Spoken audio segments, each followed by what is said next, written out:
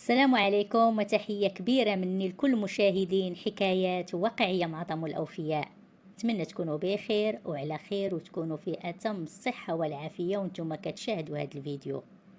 نتمنى ما تبخلوش عليا بالتعاليق ولي لايك ديالكم، وما تنساوش اللي باقي ما اشترك في القناة يشترك فيها ويضغط على الجرس باش يتوصل بكل جديد. كتقول صاحبة القصة: أنا سميتي مجدة، جيت اليوم نعاود لكم على قصتي ونحل لكم قلبي. نتمنى حتى نتوما تحلوا لي قلوبكم كاملين وتسمعوا لهاد القصة ديالي. أنا كنت عايشة مع الأب والأم ديالي وخويا صغر مني. الأم ديالي كانت واحد الإنسانة اللي طيبة ومسالمة بزاف، كان ما عزيزش عليها المشاكل، كان عزيز عليها تعيش الحياة ديالها في هدوء. كانت مستحملة الأب ديالي ومستحملة صداعه والغوات ديالو، غير على قبلي أنا وخويا باش نكبروا مجموعين مع بعضياتنا في دار وحده. اما الاب ديالي كان العكس ديال ماما تماما، كان واحد الانسان اللي معصب لاقصى درجه وديما كيغوت على ماما على اقل حاجه. بقى كان عقل فاش كنت صغيره، وفاش كيدخل وكنسمعو كيغوت كنمشي كنجري لبيتي وكانت تخشى تحت الناموسيه باش ما يشوفنيش. كان هاد الغوات ديالو كيخلعني بزاف. الوالده ديالي كانت ديما كتصبر وما كتديهاش فيه، ولكن بعض المرات ما كتبقاش قادة تصبر، كتهز حتى هي معاه. وبعض المرات كتهزني وكنمشيو عند دار خالتي او لا دار جداتي. عشت واحد الحياة اللي كانت خايبة وما مستقراش، ديما الغوات والصداع والمشاكل بين والديا. واخا انا كنت صغيرة ديك الساعة كنت كنفهم شنو واقع بيناتهم، حتى درت 7 سنين وتزاد خويا الصغير اللي وليت كانت لها معاه وكنلعب انا وياه وكنحضيه. على الاقل وليت كنسى شويه هادوك المشاكل اللي كانوا في دارنا. ولكن الام ديالي المشاكل ديالها مع بابا تزادت بزاف كتر من الاول. الاب ديالي كان عصبي بزاف وما كانش كيتفاهم، وما كاينش شي نهار كيدخل للدار وما كيغوتش على الام ديالي. كنت كنحس بيه انه ما كيبغيناش وما كانش باغينا في حياته، وحسيت انه يمكن تزوج بالام ديالي ومن بعد ولا ندم. ماما كانت غضبات شحال من مرة، بعض المرات كتمشي لدار خالتي وبعض المرات كتمشي لدار جداتي، وشحال من مرة طلبات منه الطلاق. ولكن كانوا عائلتها ديما كيرجعوها وكانوا كيقولوا لها صبري على قبل وليداتك. وفاش درت انا 14 سنة وخويا دار 7 سنين، الحياة بين ماما وبابا كانت وصلت للنهاية ديالها وكان مستحيل يكملوا مع بعضياتهم. وواحد النهار دخل الاب ديالي من الخدمه ديالو وكنت انا وخويا باقيين ناعسين. ضرباتني الفيقه على الغوات والمدابزه بيناتهم. كان وقع مشكل كبير بين الاب والام ديالي. ماما عيات صابره ومن بعد ما قداش تسكت البابا مازال، وبدات حتى هي كتغوت وكتهز معاه. كان الغوات ديالهم وصل عند الجيران. عييت انا كنسد فودنيا باش ما نسمعهمش، ولكن الغوات ديالهم كان عالي ومجهد بزاف. حتى خويا الصغير تخلع وبقى حتى هو كيبكي. حتى لواحد الوقيته وناض الاب ديالي هز يديه على ماما وضربها، زاد الغوات ديالها. وحليت انا الباب انا وخويا وخرجنا للزنقه، وجاو الجيران كيجريو باش يتدخلوا بيناتهم ويصالحوهم. بقات الام ديالي كتستفز في الاب ديالي وكتقول ليه الا كنتي راجل طلقني. ناض الاب ديالي قال ليها سيره راكي مطلقه، هزي حوايجك وخرجي عليا. انا فاش سمعت الكلمه ديال الطلاق صافي وقفت وما عرفت شنو غادي ندير. فعلا الام ديالي جمعات لنا حوايجنا ومشينا معها لدار عائلتها. ومن بعد داكشي واخا هدنات الامور بقاو مصممين على الطلاق. الام ديالي بقات مصممه على الطلاق وكذلك الاب ديالي، وفعلا طلقات الام ديالي وبقينا عايشين معاها، مره عند دار خالتي ومره عند دار جداتي. دازت 5 شهور وشدينا العطله. جا عندنا الاب ديالي باش يزورنا كيف ما العاده انا وخويا. واحد النهار خرجنا معاه ومشينا ضلينا معاه النهار كله.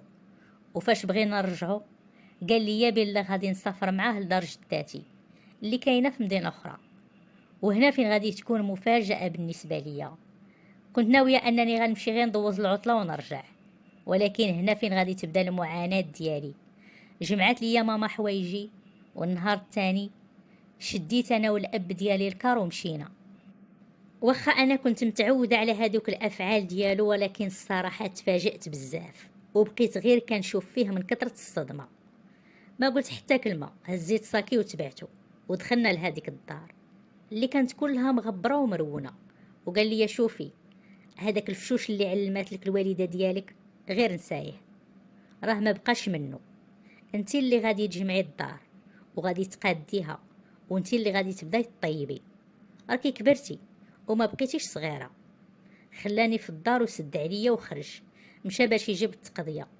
فعلا نضت وبديت كنجمع وكنسيق وكنقاد في الدار. كنا هذيك الدار كنجيو ليها غير من الصيف للصيف، فاش كنمشيو نشوفو جداتي وعمامي. وفاش وصلنا جلسنا معاهم تقريبا لمدة ديال سيمانة مع جداتي وعمي. لحقا جداتي كان عايش معاها عمي في الدار هو وولادو. ومن بعد هذيك السيمانة كان تفاجأ بالأب ديالي كيطلب مني باش نهز حوايجي ونمشي معاه للدار اللي كانت عنده واللي كان وارث من الأب ديالو، وكان غير سادها. والمفاجأة الأخرى أنني ما غاديش نرجع عند الأم ديالي، غادي نبقى عايشة معاه. تفاجأت كذلك أنه حول خدمته ورجع يستقر في المدينة ديالو، وقال لي أنه غادي يمشي يجيب لي الانتقال من المدرسة وغادي نبدا نقرا في هذيك المدينة. المهم من بعد ما جمعت الدار وكملت، دخل الأب ديالي وحط هذيك التقضية اللي كان هاز وقال لي دوزي للكوزينة وطيبي لينا الغدا.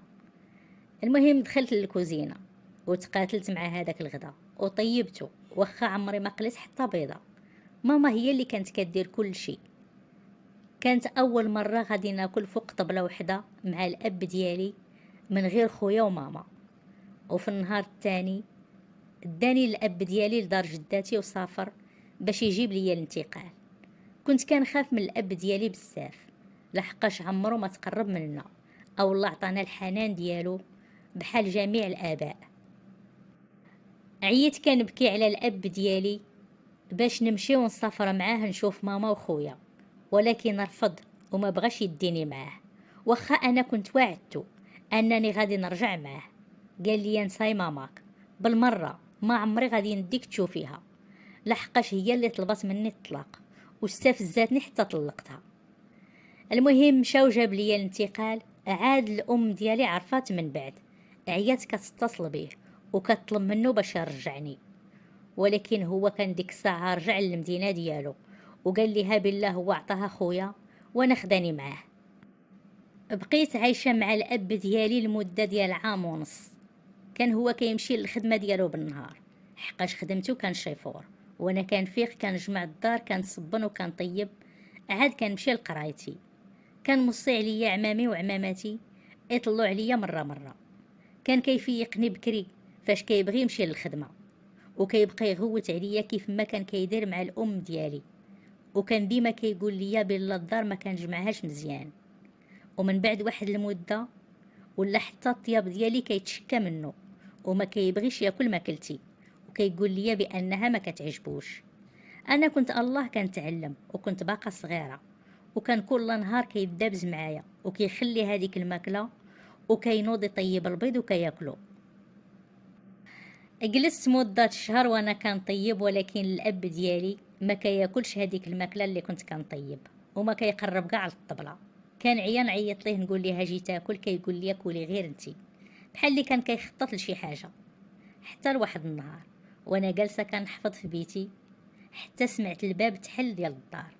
ادخل عليا بابا ومعاه واحد السيده وواحد البنت. كانت هذيك البنت في نفس العمر ديالي. سولت الاب ديالي قلت ليه شكون هاد المراه وشكون هاد البنت. صدمني وقال لي بلا تزوج، وهاد البنت راها بنتها وغادي تعيش معنا في هاد الدار. قال لي سلمي على خالتك واختك. بقيت غير كنشوف فيه وقلت ليه كيفاش تزوجتي وبهاد السرعه؟ قال لي بحال الناس كاملين. اشنو بغيتيني ندير، نبقى بلا زواج؟ شكون يطيب ليا وشكون يصب ليا الحوايج؟ واش بغيتيني كل نهار ناكل غير البيض؟ راه انا مليت هذاك البيض، وحتى الدار ما كتعرفيش تجمعيها، اولا بغيتيني نبقى ناكل هذيك الربينه ديالك؟ طاحوا ليا دموعي ومشيت لبيتي وجلست فيه وبقيت كنبكي. داكشي كاع اللي دار فيا ومازال ما كفاه. كملها وتزوج وجاب ليا مرا اللي تعذبني وتعيشني في المعاناه. استحملت السيمانه الاولى، كان الاب ديالي شد كونجي وجلس في الدار. مراتو هي اللي كانت كطيب وكتجمع وكتسيق الدار. كان الوالد ديالي فرحان وناشط وما قاده فرحه عمري ما شفتو في حياتي. فرحان كما فرحان اليوم. علاش فاش كان عايش مع الام ديالي ما كانش فرحان بحال هكا؟ مرات الاب ديالي في هذيك السيمانه الاولى كانت كتعاملني مزيان، وارتاحيت واحد شويه من الشقا ديال الدار. كانت كدير كلشي بيدها. انا كنمشي لمدرستي وفاش كنرجع كناكل وكندخل نحفظ. ولكن هادشي ما دامش مده طويله. غير رجع الوالد ديالي لخدمته، جات لعندي في الصباح بكري وحيدات عليا الغطا وقالت لي هي تقعدي وقيله عجباتك الراحه. نوضي لالا جمعي الدار ونصبي الغدا قبل ما تمشي للمدرسه. انا في بالي غادي نتعاونوا كاملين، حنا بثلاثه انا وياها وبنتها. ولكن كنتفاجئ بهم جالسين حدا التلفازه كيتفرجوا كيشربوا في القهوه ديالهم ضاحكين ناشطين، وانا اللي خاصني ندير الشقه كامل.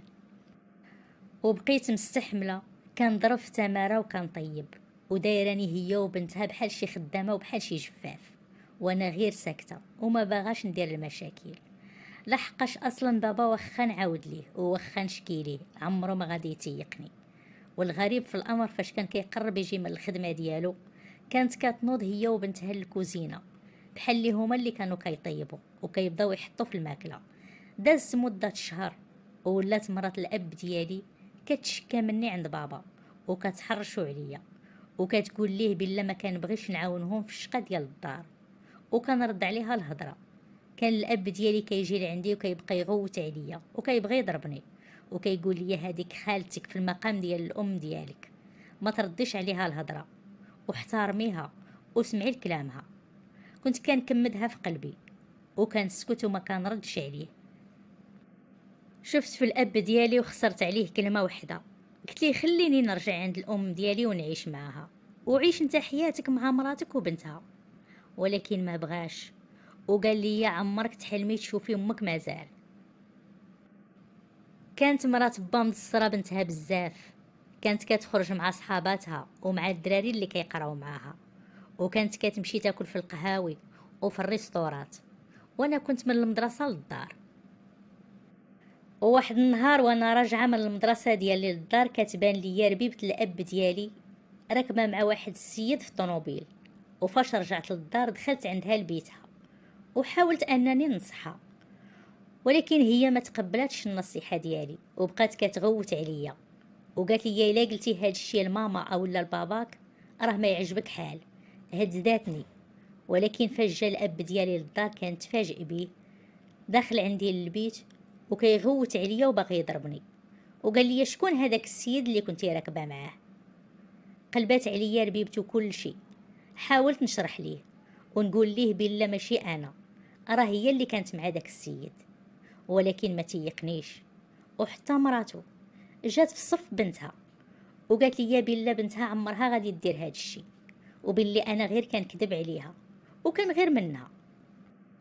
وبقى بابا كيهدد فيا وقال لي الا عاودت غادي يحرمني من المدرسه وغادي يجلسني في الدار. دخلت لبيتي من بعد ما توضيت وبديت كنصلي وكندعي الله كما يبين لي فيهم البرهان ويدير لي شي تاويل ديال الخير ونتفك منهم ونرجع عند الام ديالي نعيش معها. دازت واحد المده وواحد النهار خرجت هذيك البنت ديال مرات الاب ديالي وما رجعاتش. رجع بابا من الخدمه وهي باقا ما دخلات. الليل كله حنا كنتسناوها تجي للدار وهي باقا ما جات. الام ديالها اتصلت بكاع صحاباتها وصحابها ولكن حتى شي واحد ما عرفها فين مشات. مع هذيك 3 ديال الليل اتصل واحد البوليسي بالام ديالها وكيقول ليها بلا بنتها مشدوده عندهم في الكوميساريه. مشات الام ديالها كتجري هي وبابا، وفاش مشاو لقاوها تشدات مع واحد الشاب في واحد الدار.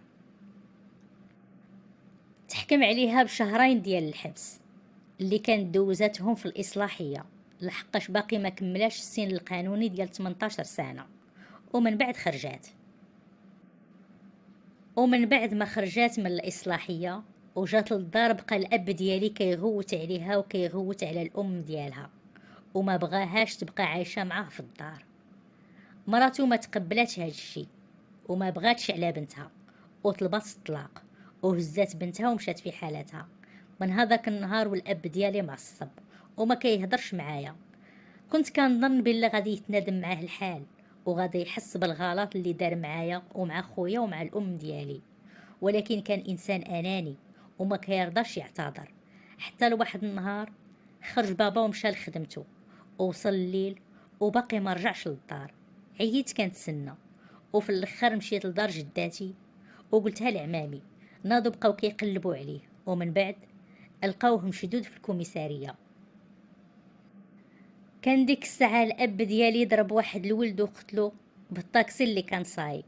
انت انا اتصلت بالام ديالي وعاودت ليها كل شيء، وسافرات وجات لعندي. كانت ماما فاش جات تديني مشات عند الاب ديالي وشافتو في الكوميساريه. هنا عاد بابا تنادم معاه الحال وطلب منها تسمح ليه، وطلب مني حتى انا السماحه على داك الشي كاع اللي دوز على ماما ودوز عليا انا وخويا. واخا هكاك ماما كان قلبها بيض ودغيا سمحات ليه، داتني معاها ورجعنا للدار باش نعيش معاها انا وخويا. وكانت تحكم على الاب ديالي بعامين ديال الحبس. الحمد لله انني رجعت عاوتاني نعيش مع ماما وخويا، وفين ما كانت كتجي شي عطله كتدينا ماما وكنسافروا باش نزوروا بابا في الحبس. كنا ديما فاش كنمشيو عنده كيطلب من ماما السماحه وكيطلبها مني حتى انا على داك الشي اللي دوز عليا، وكيحلف لينا بالله هاد الشي اللي وقع ليه بدلو بزاف وعطاه درس في الحياه. بابا قال لي بانه فاش غادي يخرج من السجن غادي يرجع الام ديالي، ولكن في نظركم واش نعطيوه فرصه اخرى ونسامحوه ونرجعوا نعيشوا مع بعضياتنا، اولا نرفضوا حيت الاب ديالي يمكن ما عمرو غادي يتبدل، اولا غادي يحيد منه هذيك العصبيه. يمكن غير كيهضر بحال هكا حيت هو دابا كاين في الحبس وكيعيش هذيك الظروف وكيدوز من هذيك الازمه. داكشي علاش كيقول هاد الهضره. غادي نتسنى النصائح والاراء ديالكم في التعاليق.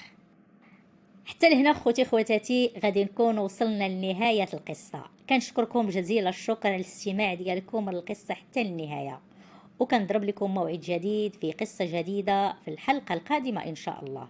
وكنقول لكم استودعكم الله الذي لا تضيع ودائعه. دمتم في رعايه الله وحفظه، في امان الله.